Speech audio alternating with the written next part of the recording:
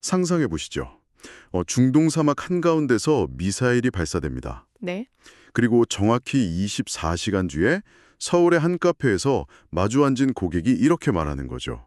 수립식자재 물가가 너무 올라서 장사하기가 벅차네요.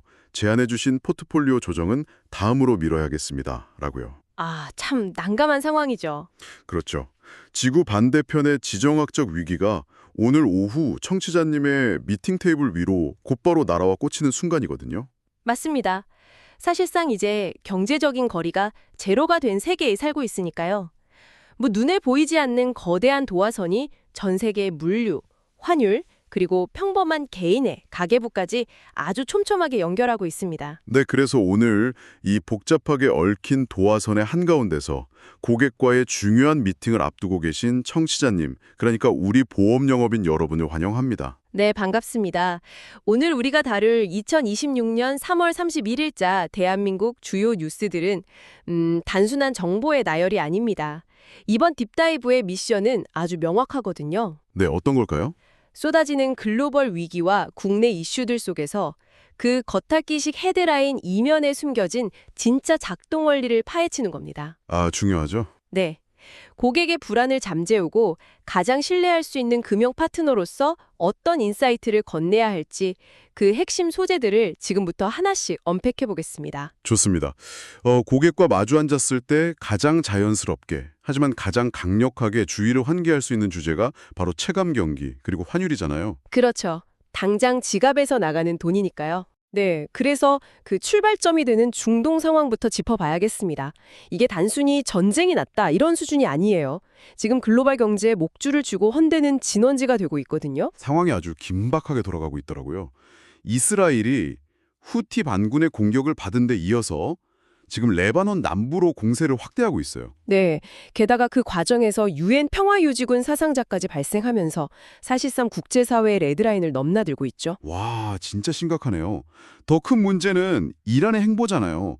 주변국 공격을 감행하면서 아예 그 핵 확산 금지 조약, NPT 탈퇴까지 검토하고 있다는 소식이 전해졌습니다. 맞습니다.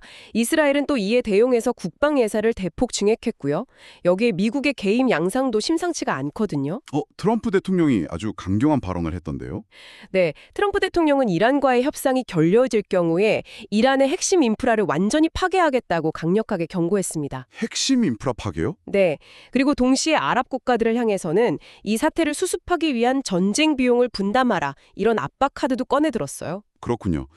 근데 고객분들 입장에서는 중동이 시끄러운 건 알겠는데 그게 내 지갑이랑 구체적으로 무슨 상관인가 이렇게 생각하실 수 있거든요. 당연히 그렇게 생각하시죠. 이때 꺼내놓을 수 있는 가장 직관적인 지표가 바로 어제 마감된 환율입니다. 원달러 환율이 무려 1,515원 70전으로 치솟았습니다. 와, 1,515원이요? 네, 이게 2009년 글로벌 금융위기 여파가 있던 시절 이후 최고치거든요. 일본 엔달러 환율도 급등해서 외환 당국이 시장 개입을 시사할 정도고요. 엄청난 수치네요. 그런데 우리가 여기서 고객에게 설명해야 할 것은 단순한 숫자가 아니잖아요. 이스라엘의 폭격이 어떻게 1,515원이라는 환율을 만들어냈는지 그 메커니즘을 짚어주면 좋을 것 같아요. 네, 바로 그 지점이 영업인의 전문성을 가르는 기준이 됩니다.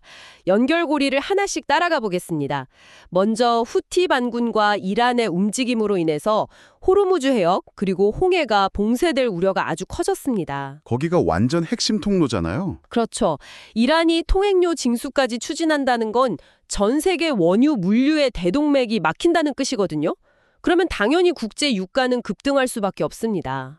기름값이 오르면 생산부터 배송까지 모든 비용이 연쇄적으로 상승할 때고 그 파도는 당연히 세계 경제의 중심인 미국으로 향하겠네요. 정확합니다. 유가 상승은 즉각적으로 미국의 인플레이션 지표를 자극하거든요. 지금 미국은 안 그래도 제조업 경기가 둔화하고 있다는 지표들이 나오면서 스태그플레이션 공포가 커지고 있습니다. 경기는 침체하는데 물가는 오르는 그 최악의 상황이요? 네, 맞아요. 자, 만약 청취자님이 미국 연방준비제도의 의장이라면 이 상황에서 예정대로 금리를 내릴 수 있을까요? 아이고, 절대 못 내리죠. 경기를 살리겠다고 금리를 내렸다가는 그 폭주하는 유가에 아주 기름을 부어서 물가가 통제 불능 상태가 될 테니까요. 네, 완벽한 분석입니다. 연준이 금리 인하를 지연하거나 보류할 수밖에 없다는 시그널이 시장에 퍼지는 순간 글로벌 자금은 이자를 더 많이 그리고 안정적으로 주는 달러로 몰려들게 됩니다. 아, 그러니까 안전자산인 달러로 돈이 쏠리는 거군요. 맞습니다. 이른바 강달러 현상이 고착화되는 거죠. 반대로 우리 원화 가치는 상대적으로 폭락하게 되고요. 뉴욕 증시에서 마이크론이 AI 메모리 수요 둔화 우려까지 겹치면서 10% 가까이 급락하고 또 코스피가 외국인 순매도 속에 무너져 내린 것도 결국 이 거대한 거시경제에 연쇄받는 결과물인 거죠. 와, 이렇게 들으니까 완전히 이해가 되네요. 고객에게 미국 금리가 안 내려가서 환율이 오릅니다. 이렇게 말하는 것하고 홍해 물류가 막혀서 미국이 금리를 내릴 수 없기 때문에 1,500원대 환율이 된 겁니다. 라고 인과관계를 설명하는 건 완전히 다른 차원의 신뢰를 주겠어요. 그렇죠. 깊이가 다르니까요. 그런데 이렇게 환율이 끝없이 오를 것만 같은 공포 속에서도 무언가 방어선이 필요하지 않습니까? 한국 경제가 이대로 속수무책으로 당하고만 있는 건가요? 아주 훌륭한 질문입니다. 고객이 공포를 느낄 때 객관적인 안전판을 제시하는 게 정말 중요하거든요. 바로 다음 달에 한국이 세계국채지수, 즉 WGBI에 편입된다는 사실을 기억하셔야 합니다. 아, WGBI 편입. 뉴스에서 정말 자주 보긴 했는데 이게 정확히 어떤 메커니즘으로 환율 방어선이 된다는 건가요? 단순히 글로벌 지수에 들어갔다는 그런 상징성 때문만은 아닐 텐데요. 네, 상징성을 넘어서는 물리적인 자금의 유입 때문입니다. 글로벌 금융시장에는 WGBI 같은 거대 지수를 그대로 추종해서 투자하는 패시브 펀드들이 엄청나게 많거든요. 아, 지수를 무조건 따라가야 하는 자금들이군요. 맞습니다.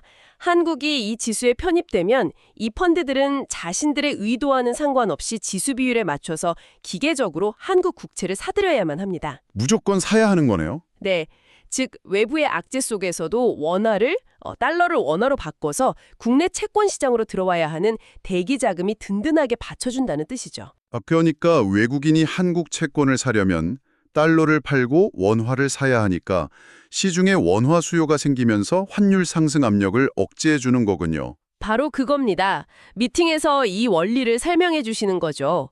고객님, 지금 당장의 변동성은 중동발 악재 때문이지만 다음 달 WGBI 편입이라는 구조적인 안전판이 작동을 시작하면 외국인 채권 자금이 유입되면서 환율은 어느 정도 균형을 찾을 것입니다. 라고요. 아, 섣부른 공포에 휩쓸려서 자산을 매각할 필요가 없다고 명확하게 가이드를 주시는 거네요. 네, 그게 바로 영업인의 역할이죠. 정말 실질적인 무기가 되는 통찰입니다.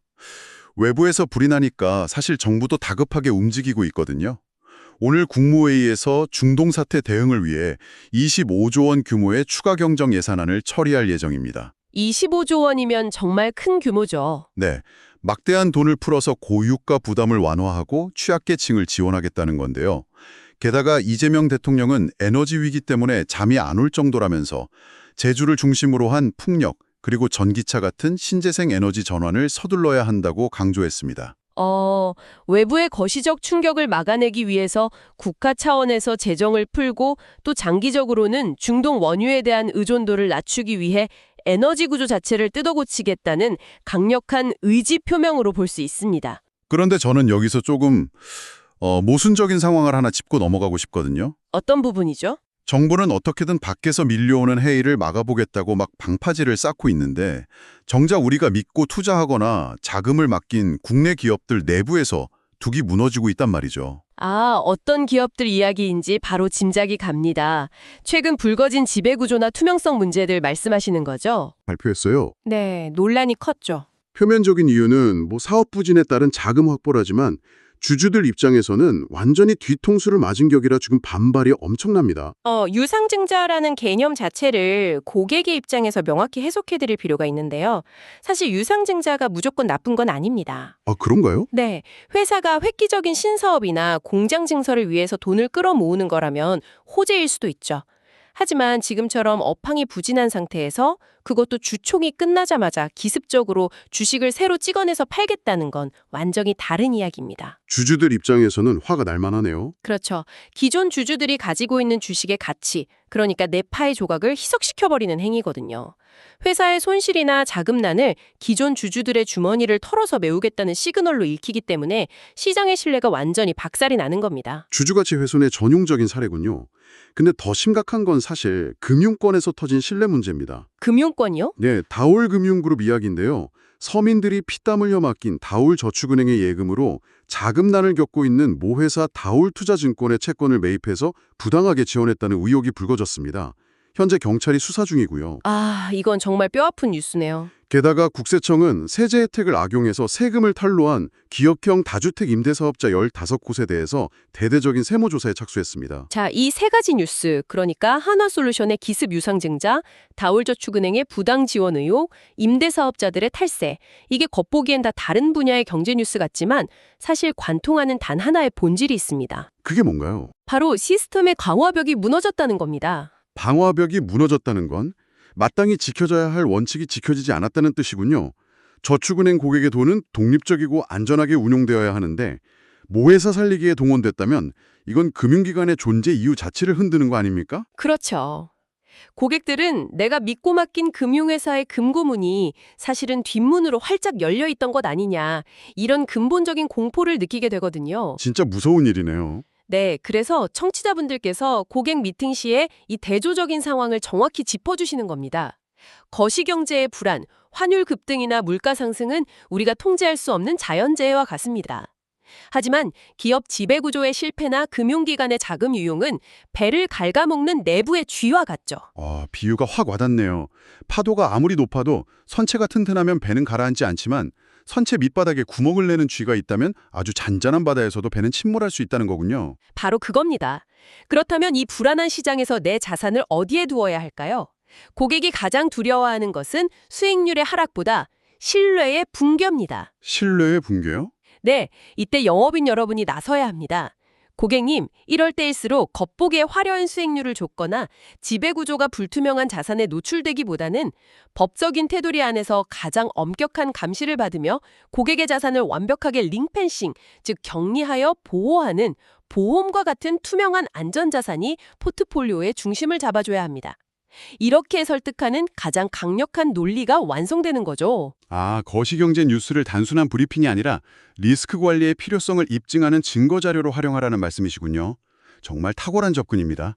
그런데 이런 신뢰의 위기가 비단 경제 분야에만 국한된 건 아니더라고요. 네, 사회 전반에 퍼져 있죠. 맞아요. 정치와 사회면을 들여다봐도 무엇이 진짜이고 무엇이 공정한가를 두고 온 사회가 아주 치열한 진통을 겪고 있습니다. 정치권 뉴스는 고객과 대화할 때 매우 조심스럽게 접근해야 하는 영역이잖아요. 어떤 이슈들이 지금 올라와 있습니까? 네, 중립적으로 팩트만 짚어보자면요. 가장 뜨거운 감자는 쌍방울 대북송금 사건을 둘러싼 진실 공방입니다. 최근에 박상영 검사의 통화 녹취가 공개되면서 파장이 일고 있거든요. 그 이슈군요. 네, 민주당 측은 이 녹취가 검찰의 회유와 조작 수사를 증명하는 정황이라고 맹공을 퍼붓고요.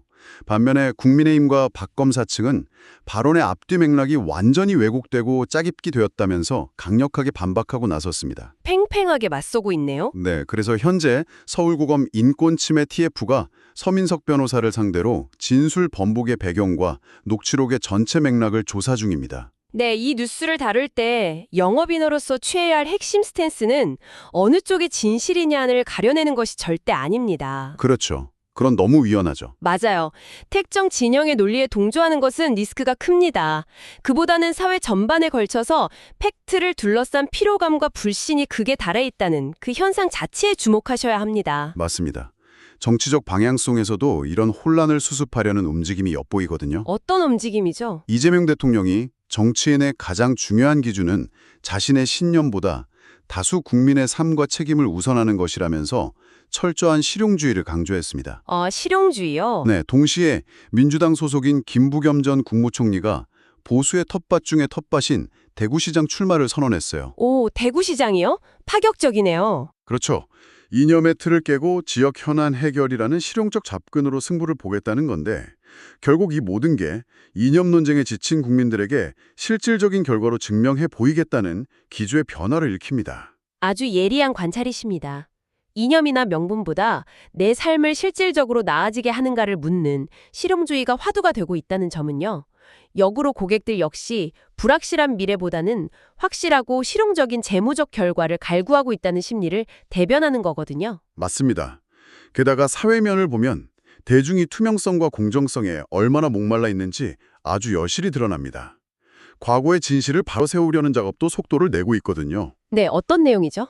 제주 4.3 사건 진압 공로를 내세워서 받았던 서훈이나 그 독재 시절 악명 높았던 고문기술자 이근한 등에 대한 서훈 취소를 위해서 지금 경찰이 전수조사에 착수했습니다.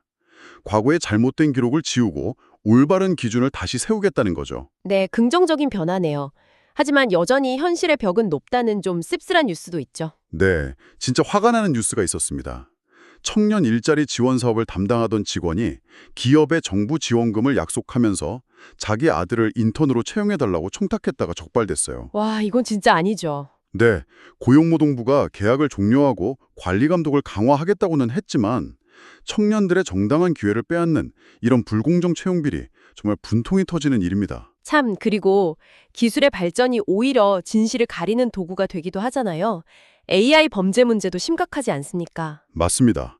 청소년 10명 중 4명이 사이버 폭력을 경험하고 있다는 통계가 나왔는데요.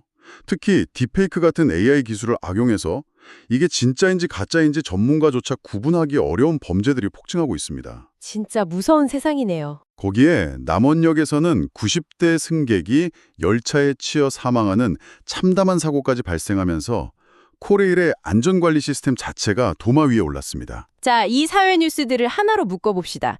정치권에 엇갈리는 녹취록 해명, 딥페이크가 만들어낸 가짜 현실, 취업 시장의 불공정, 그리고 뚫려버린 안전망까지. 네, 고객들은 아침 저녁으로 이런 뉴스들을 접하면서 도대체 세상에 믿을 구석이 하나도 없다. 이런 근원적인 불안감을 느끼게 됩니다. 청취자 여러분은 고객의 이 깊은 감정적 동요에 깊이 공감하셔야 합니다. 그렇다면 미팅 때 이렇게 말해볼 수 있겠네요. 고객님, 뉴스를 보면 진짜와 가짜가 뒤섞이고 공정해야 할 시스템이 무너지는 걸 매일 목격하시죠? 이렇게 세상의 기준이 흔들릴수록 고객님의 삶을 지탱하는 재무적인 시스템만큼은 그 어떤 외부 충격에도 흔들리지 않게 가장 원칙대로 지켜내야 합니다. 제가 그 방어벽이 되어드리겠습니다. 와, 완벽한 접글입니다. 불안과 불신이라는 시대적 우울감을 내가 가장 신뢰할 수 있는 파트너라는 걸 증명하는 무대로 전환하는 거죠. 거시경제의 폭풍부터 사회적 신뢰의 위기까지 미팅 테이블 위에서 나눌 수 있는 깊이 있는 이야기들을 쫙 짚어봤습니다. 자, 근데 미팅 내내 무거운 이야기만 할 수는 없잖아요. 그럼요. 분위기 전환이 필요하죠. 네, 분위기를 아주 산뜻하게 전환하면서 긍정적인 에너지를 불어넣어줄 시간입니다. 대한민국의 자긍심을 높여주는 반가운 문화 소식이 눈에 띄더라고요. 네, 바로 방탄소년 BTS의 소식입니다. 무려 2026년 새 앨범 아리랑이 미국 빌보드 200 차트에서 1위를 달성했습니다. 와, 아리랑이요? 네, 이게 단순히 1위가 아니라요. 미국의 심장부라 할 수 있는 전통 장르인 컨트리 음악들을 다 제치고 테일러 스위프트 이후 최고 앨범 유닛 기록이라는 대기록을 세웠습니다. 다음 달부터는 월드 투어에 나선다고 하네요. 대단하네요. 네, 한국의 가장 고유한 정서인 아리랑이라는 타이틀로 세계 팝 시장이 정점에 섰다는 게 정말 경이롭습니다. 저는 이 뉴스에서 우리 청취자분들, 즉 금융 영업인들이 영감을 받아야 할 아주 중요한 은유를 발견했습니다. 오, 어떤 걸까요? BTS가 어떻게 언어와 문화의 장벽을 넘어서 세계를 열광시킬 수 있었을까요? 바로 아리랑이라는 지극히 개인적이고 지역적인 서사를 전 세계 누구나 공감할 수 있는 글로벌 스탠다드의 문법으로 아주 세련되게 번역해냈기 때문이거든요. 우리만의 서사를 세계의 언어로 번역했다. 네, 그렇다면 영업인의 역할은 무엇일까요? 오늘 우리가 다룬 중동의 지정학적 리스크, WGBI 편입, 유상증자의 메커니즘 이런 것들은 복잡하고 거대한 글로벌 스탠다드의 언어들입니다. 그렇죠. 일반 고객들은 이해하기 어렵죠. 맞아요. 훌륭한 금융 파트너는 이 차갑고 거대한 세계의 언어를 내 앞에 앉아있는 고객의 가계부, 고객의 은퇴 계획이라는 지극히 개인적인 고객만의 아리랑으로 해석하고 번역해주는 통역사가 되어야 합니다. 와, 글로벌 경제의 거대한 흐름을 고객 한 사람 한 사람의 삶에 맞게 맞춤형 서사로 풀어내라. 정말 소름 돋는 비유네요. 감사합니다. 오늘 미팅을 기분 좋게 마무리하기 좋은 날씨 소식도 있습니다. 전국에 내리던 봄비가 오전에 대부분 그치고요. 오후부터는 아주 포근한 날씨가 이어진다고 합니다. 다행이네요. 네, 비 온 뒤 맑게 갠 봄하늘처럼 오늘 고객님들과의 대화도 아주 명쾌하고 산뜻하게 풀렸으면 좋겠습니다. 다만 남부와 제주에는 비가 좀 더 오고 해안가는 강풍 탓에 미세먼지가 좀 있으니 이동하실 때 참고하시고요. 네, 오늘 숫자들도 한번 짚고 넘어가죠. 오늘 코스피는 5,277선, 코스닥은 1,107선을 기록 중입니다.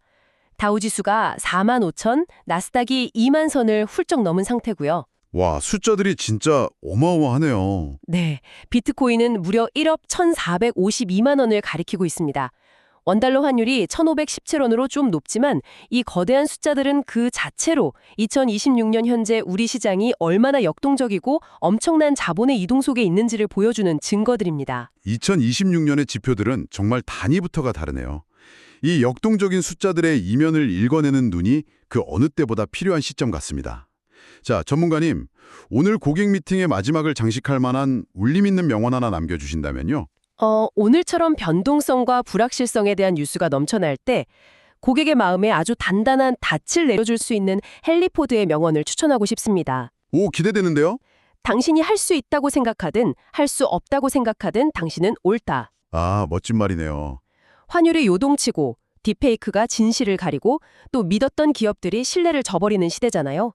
공포에 짓눌려서 대비할 수 없다고 포기하면 위기는 현실이 됩니다. 하지만 신뢰할 수 있는 파트너와 함께 미리 준비하면 이겨낼 수 있다고 믿으면 반드시 소중한 자산을 지켜낼 수 있죠. 마음가짐이 모든 걸 결정한다는 거군요. 네, 고객의 그 할 수 있다는 믿음의 근거가 바로 청취자님들 자신이 되어주셔야 한다는 그런 의미입니다. 통제할 수 있고 제가 그 곁에서 완벽한 시스템이 되어드리겠습니다. 영업인으로서 전할 수 있는 최고의 다짐이네요. 자, 오늘 우리는 중동 사막의 갈등이 어떻게 환율의 연쇄 반응을 일으켜서 우리 동네 마트 영수증을 바꾸는지 그 메커니즘을 뜯어보았습니다. 네, 아주 자세히 알아봤죠. 나아가서 정부의 거시적 방어 노력 속에서도 기업의 유상증자나 탈세 같은 내부 지배구조의 구멍이 왜 더 치명적인 리스크인지, 그리고 사회 전체에 퍼진 진실에 대한 불신이 어떻게 고객의 금융적 불안으로 직결되는지 깊이 있게 파헤쳐봤습니다.